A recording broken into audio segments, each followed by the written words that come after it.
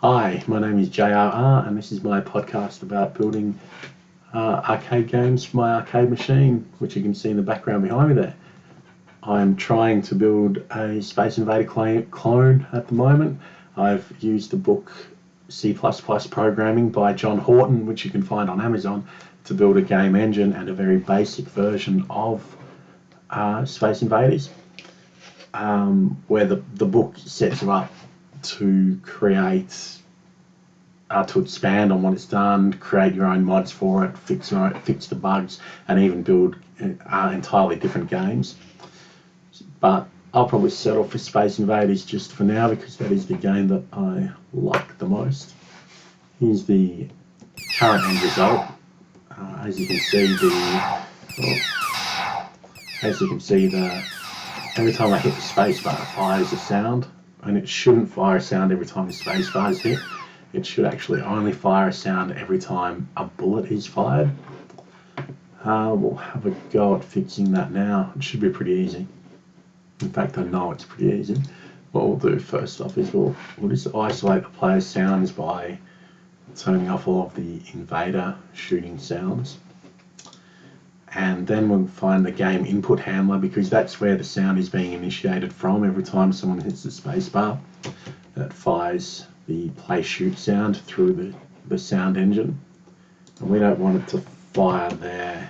We'd happily have it trigger over here when the bullet spawns. So with the way this works, whenever a bullet is spawned, there's a check to see if it's for the player or for the invader.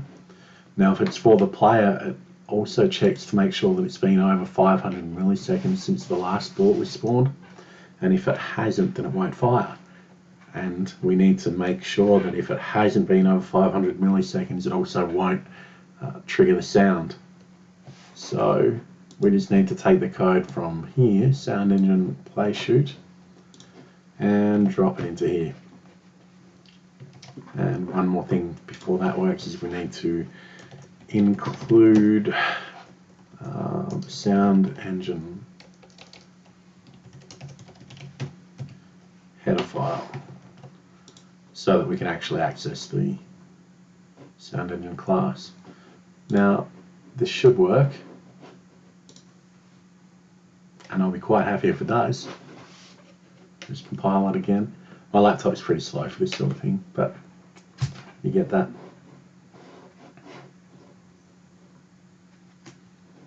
And here we go.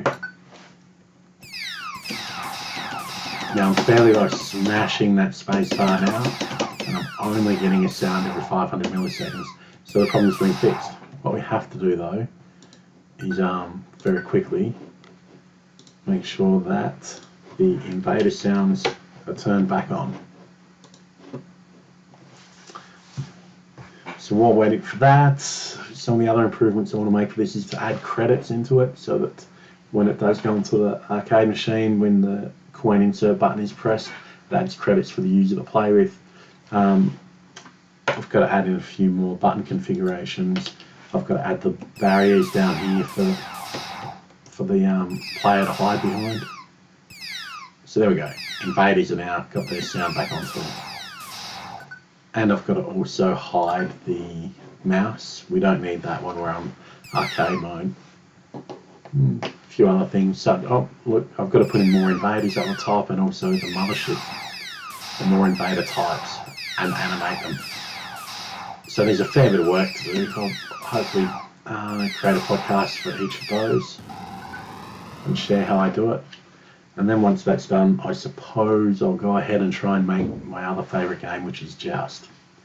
So thanks for joining me, and until next time, see you later.